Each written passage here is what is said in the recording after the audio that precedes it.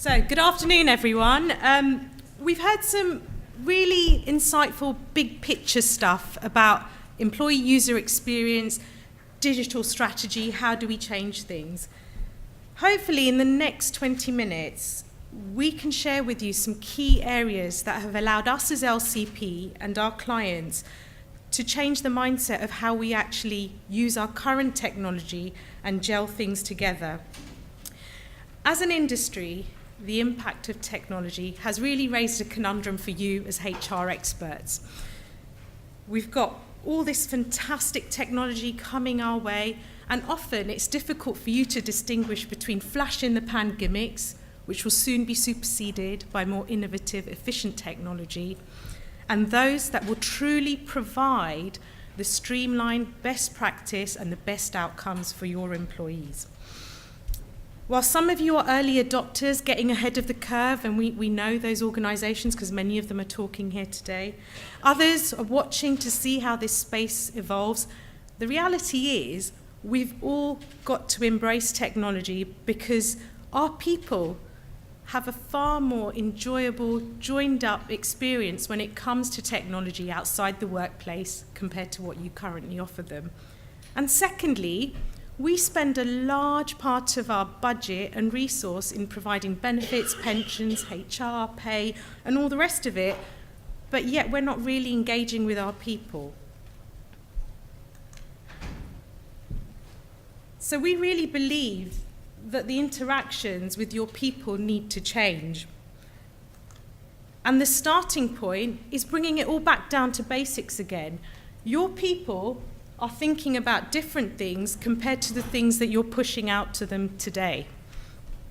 Many of your people are worried about planning and budgeting, and we're yet pushing lots of things about retirement and what they're going to get in 30 or 40 years' time. And collectively, including us as advisors and you as HR, we often use technology to push out things that we want to communicate. Simple example, total reward statements. What do we typically show in there? If you're off sick, you're going to get this. When you retire, you're going to get that. Oh, and if you're going to, and your beneficiaries will get this. How does that resonate with our people today? And really, and Tom and I see some great technology in the market, and you'll be hearing lots about that later on from other providers. We truly believe there are some great tools out there, but no one technology really aggregates it in one simple place for your people, prioritizing the things that they want today, but at the same time allowing you to overlay the messages that you think are important as an employer. If we can get this right, our people are hooked on the things that they care about, allowing you to talk about the things that you care about as HR people. And Tom will now go through some of the practical ways of how all of us can implement some changes simply within our current technology and solutions we have in place. So I think it's fair to say that if you're in this room, you probably are looking at the technology offering you have for your employee benefits. And we, in a similar survey across a number of HR leaders, looked at what they were providing. And we had people doing good work in mobile and tablet applications, so looking at work on making mobile accessibility more of a key requirement of engagement. People looking at online interactive models, quite often focused on things like long-term retirement planning traditionally as well. And a wide range of other kind of online communications that are all designed to kind of make the member, so the employer kind of experience more engaging and more relevant to them, and help overall to help them make better decisions. But when we kind of look at this, how well does this, what we're providing, align with what they're really caring about and thinking about day to day? And we actually took a step back and looked at our own employees and go, if we look at all the variety of kind of digital platforms that are available to them for content that they consume, what's our best way to engage with them for their employee benefits? And one thing looking at online usage was very clear. If we want them to actually consume some content that we're providing, the best way to do that is to put it on BBC News' most read headlines. We see our employees looking at that, in some cases, every 30 minutes. So if we can kind of think about how people are now consuming content, It's much less about people specifically looking for individual things and much more about having a regular place that they can see relevant content for them and therefore actually consume a wide range of different content they never actively looked for.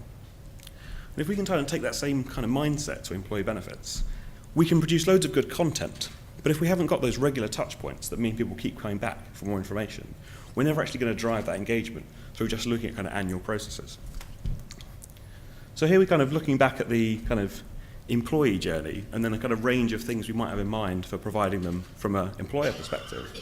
A lot of what we're doing is focused on retirement planning or annual benefit options and things like that. But there's much less we can do looking at the nearer term things. So there are now things in the market that allow us to say, well, can I integrate my benefit provision with overall personal spending and saving? And while people might not be ready for that, that is something that's really tangible for members, for individuals to look at on a really regular basis, and we can start integrating it with a longer journey we're thinking about. It doesn't need to be as hard as that either. I think we've talked about things like simple as pay slips. On that monthly pay slip, if you had the information that also said to you how much more your employer could have contributed and join that up with your overall retirement planning, suddenly we have a more engaged employees thinking about the longer term journey at the same time as the short term journey. So while this all sounds good in theory, how do we actually go about developing these things in practice? And there are two kind of main challenges we see when we're trying to develop these solutions. Firstly, as Dipa said, no one provider in the market can really offer that full range of services that we want to provide to employees. We've got many good sponsors here today providing a wide range of services, all of which are market leaders in their own right in given areas, but no one joined up offering. And from an employee perspective, you can't engage people well by having lots of independent services, as we've seen today in other areas. Secondly, as other people have mentioned as well today, the rate of change is so fast in this industry that we can't expect to be able to develop a system over now and develop one platform that's even going to be best of breed in 12 months' time, let alone in 5 years' time. So how can we actually tangibly go about a development project for embedding our engagement with employees in a way that's kind of long-term and not a kind of today IT project? And we kind of think about 3 stages in doing this. Firstly, we need some kind of stable bedrock to build our employee engagement around. So in practice, this means one place you can come to for all the information you might see and associate with the benefits from your employer. Now, that's only achieving that in its own right may sound straightforward, but in actually building and selecting your providers for these kind of bedrock systems, there are kind of key things that you need to bear in mind. Firstly, one of the key challenges is if we are going to have all these different services, how do we integrate them in a sensible way? And integration is scary. It's one of the worst things about IT projects. But in reality, it's actually a couple of key building blocks that make them work. Firstly, we've heard about today, kind of single sign-on systems. Sounds complicated, but all the providers out there are used to doing it now. We can provide a joined-up single sign-on process for all the employee benefits we want to offer. Secondly, looking at data integration as well. So it's very simple these days to pass data between systems. Every single system that's out there is doing it, and there's no reason why we can't force them to do it for our offering in this way. So having providers that are willing to both integrate and provide the kind of data transformation mechanisms that enable us to integrate applications is key when selecting our providers. So they're not just selected on the best offering today, but thinking more heavily towards will they be the best provider in the future. Having got that key bedrock in place, we now need to think about can we build engagement for that bedrock platform by having kind of more frequent focused touch points on what employees are really thinking about on a day-to-day basis. Can we start bringing in things like payroll, personal spending, any of those areas that actually make this something that's tangible to them and joins up holistically with all the other good content we're providing. And finally, as we go forward, having built this bedrock for our current employee engagement and focused on kind of our key current touch points, we can now, when we're going forward, rather than reinventing our offering and breaking that journey that the employee is used to, we can evolve it, adding individual elements to it.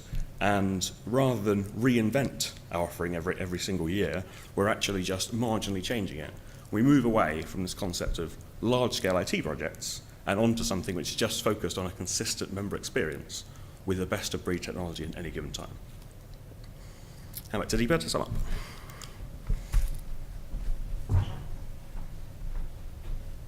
Thanks, Tom. So I think from our perspective, yes, we've kept things really simple, but from your perspective, you want to keep things simple because you've got your day job to do, but you want to offer your employees a more cohesive, joined-up user experience. Here's what we feel are your key takeaways from this session. The key thing is focus on what your employees want. This is what technology needs to focus on in the future. Over that, you overlay your objectives and expected outcomes, which change. Like technology, your objectives, your organisation changes often. Based on the technology we've seen in the market, added with the budgets and the time and the projects we're seeing coming through with the organisations that we talk to, right now we really believe by changing your mindset to really start thinking about not just the data aspect, so how data flows from one to the other, minimize the work for your HR team and your payroll team, but also start focusing on your employees' headline. You can adapt and gel together your current solutions without having to think about big IT projects. We often come across big ITTs asking for, this is our vision for the next 12 months, this is what we want the solution to do in 3 to 5 years' time. The reality is we need to start thinking about a bedrock technology provider who has a proven track record to focus on integrating with a number of best-of-breed solutions, because we all know that no one thing can provide all the things that we're looking for as an organisation.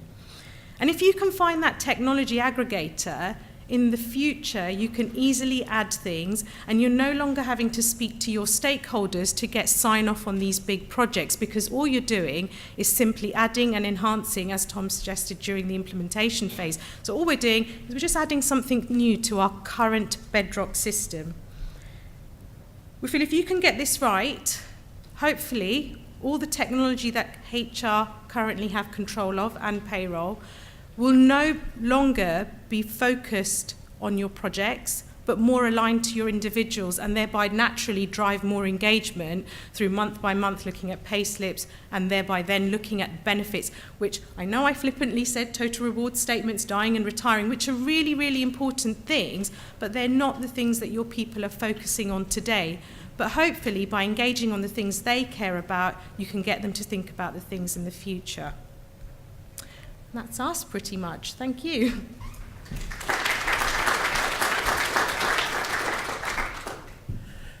Thank you to both Tom and Dipa.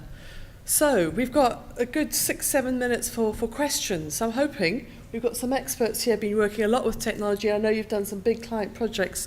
You've been really, really busy the last few months on that. So this is the time to get some free advice from some very specialised consultants about if you're thinking about putting in tech, you've just put in tech, what are the key things you would like to know from them?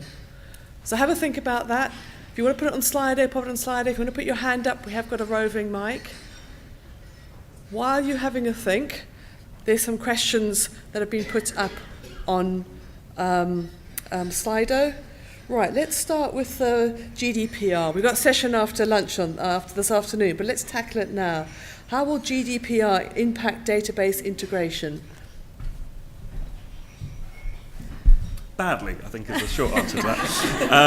We're okay with it though. Yeah. So it is a real challenge. The industry is moving, and different third parties are moving at different speeds in how they're dealing with the impact of GDPR. From a practical perspective, where data is held and where it's used don't need to necessarily be linked. We are getting to a world whereby passing protected information between systems is becoming easier and easier. And as long as each individual provider has a strong GDPR policy in place, you can make this work. But we are having to deal with some challenges of where that data ownership comes to and how we pass data between systems whereby we don't have the full members' consent in the normal way. So I think it's a big challenge that's going on through the industry. I think over the next, we have 7 months left to deal with it. The best providers are already there, and that's working successfully. And in the areas that we're looking at for kind of wider third-party services, as long as you're restricting your data flows to the information they need, then you can meet the requirements of GDPR policy. It's gone. Where's my popular question? Yes. What is the most common bedrock system you've seen implemented? You can take that one if you want. So I think the bedrock system, this comes back down to what are your initial needs. So, for example, your current HR and payroll system, when we work with our clients, that's our starting point, because that tends to be a big monster that you can't move within your organisation because it's so ingrained into the day-to-day processes. So it varies from company to company is the honest answer, but our approach is look at what you've currently got. If the data and the data flows and how your people interact currently sits with your current HR and payroll system, that's where we would start. And then we would look at other solutions to support other areas to gel into that. So I think there isn't a nirvana system out there. It's really driven by your organisation and how it uses technology at the moment. Right, we've got a data question that's proving popular. Not all providers have seamless data transfer or indeed good data management. How can we ensure platform providers are changing too? I guess that's quite easy. We only should be appointing the ones that have those systems in place. So one of the biggest things we get is people come along with new flashy technology which is aimed at one individual experience for the employee, and they just haven't thought about how it integrates with anything more widely.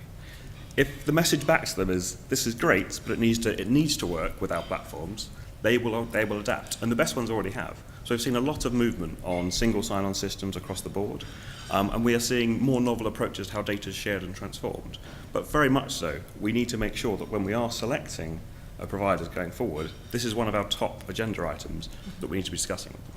And I think also just to add to that is when we work on these sorts of projects, we often find that actually the organisation hasn't thought about, we've got the user experience, which is the first thing that hasn't been thought about, but also mapped out the data journey. So we know we can't change our HR database, and we know we can't change our payroll database, but this is ideally how we see our data, going from one end to the other, and that hasn't happened.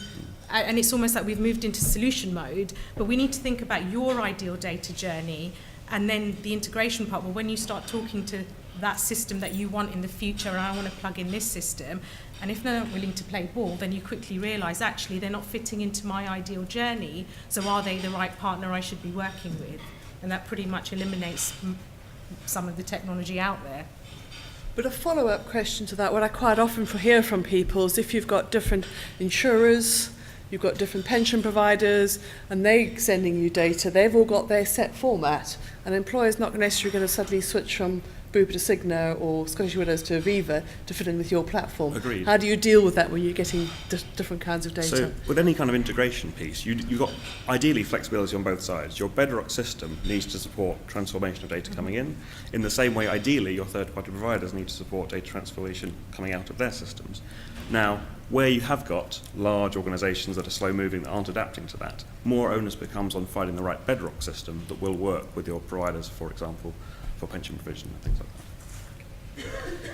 Right, next popular question. What is the best piece of tech innovation in the HR space you've seen this year? And you're not allowed to say your own. We'll go then. Can we say Money Info? I think so, Okay. yeah. So as long as there's an agency out there called Money Info, who are, I mentioned earlier about how we best get things being relevant to the individual, and they're actually bringing in the personal finance element alongside the benefit element. So we can now see people's savings, their overall net wealth and everything, alongside your pension provision and wider employer benefits. Now, that one change transformation of what is pulling in quite complex data feeds to a number of providers to do that, having done all the legwork of making those integrations work, where you can put in your house address and it comes up with your house net worth, those kind of iterations which are very easy for the employee to set up but make the overall platform much more interesting and usable can act as a real lever to get people using these systems and engaging. Fantastic. Now that's a really good insight, and I assume that you're tapping into that yourselves. We are. We're rolling it out for ourselves this month. Fantastic. Great. Well, thank you both to Tom and Dipa for that session.